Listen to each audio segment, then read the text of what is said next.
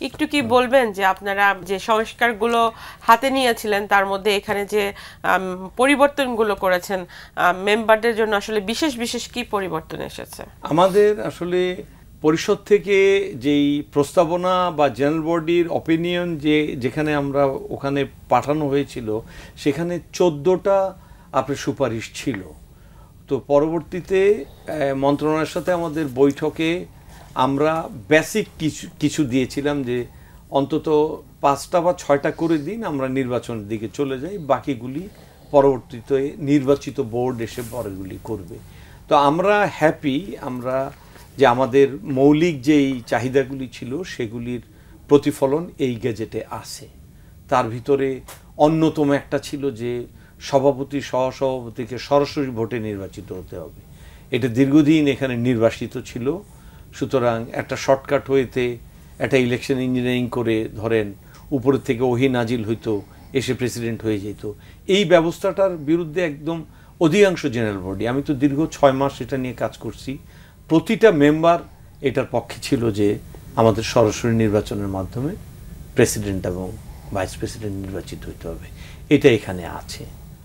আরও অনেকগুলি বিষয় আছে, যেমন বোর্ডের সংখ্যা কমানো আমাদের একটা ডিমান্ড ছিল। 80 জনের বোর্ড, এটা আমরা মনে করি একটা মাথাভারী প্রশাসন, কেউই কাজ করে না। আর নমিনেটেড যেটা আগে ছিল আমাদের 17, 34 জন, এইটা কমানোর জন্য দীর্ঘদিন আমাদের জেনারেল বডির দাবি ছিল এবং একটা আইনের ফাঁক দিয়ে এটা দিনে দিনে বাড়ছিল। হ্যাঁ, ধরেন 7, 14 ছিল, তারপরে 10, 20 হইলো, এটা বাড়ছিল দিনে দিনে। এটা বাড়তে বাড়তে এমন অবস্থা হলো শেষে এসে মানে নির্বাচিত পরিচালকের চাইতে নমিনেটেড মনে হয় যে বেশি হয়ে যাচ্ছে। এমন আমরা সবার সম্পৃক্ততার জন্য আমাদের একটা ডিমান্ড ছিল যে বড় চেম্বারগুলি যাদের দেশের অর্থনীতিতে গুরুত্বপূর্ণ অবদান রয়েছে তাদেরকে নেওয়া যেতে পারে, তবে সীমিত সংখ্যক।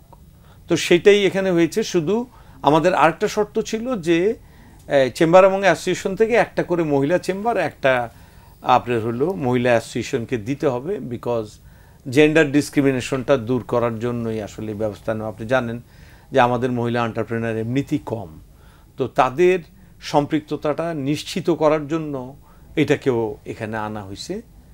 আর বোর্ডের সংখ্যা কমানো, ভাইস প্রেসিডেন্টকে কমানো হয়েছে। আগে যেমন ভাইস প্রেসিডেন্ট ছিলেন 7 জন, যেটা আসলে আমি জানি না ওয়ার্ল্ডের কোথাও একটা প্রেসিডেন্টের আন্ডারে 7 জন ভাইস প্রেসিডেন্ট প্রয়োজনও হয় না। আসলে এখানে অকারণেই এই পদগুলিকে রাজনৈতিক বিবেচনায় বা চাপের জন্য বাড়ানো হয়েছিল অতীতে। আমি নির্দিষ্ট কোনো সরকারকে ব্লেম দিচ্ছি না, অতীতে বাড়ানো হয়েছিল, আইনের সুযোগটা নেওয়া হয়েছিল। এখন এটাকে ফিক্স করে দেওয়া হয়েছে যে 3 জন, একজন প্রেসিডেন্টের আন্ডারে একজন সিনিয়র ভাইস প্রেসিডেন্ট থাকবেন, আর 2 গ্রুপ থেকে, একটা চেম্বার গ্রুপ থেকে, একটা অ্যাসোসিয়েশন গ্রুপ থেকে আরও 2টা ভাইস প্রেসিডেন্ট থাকবেন।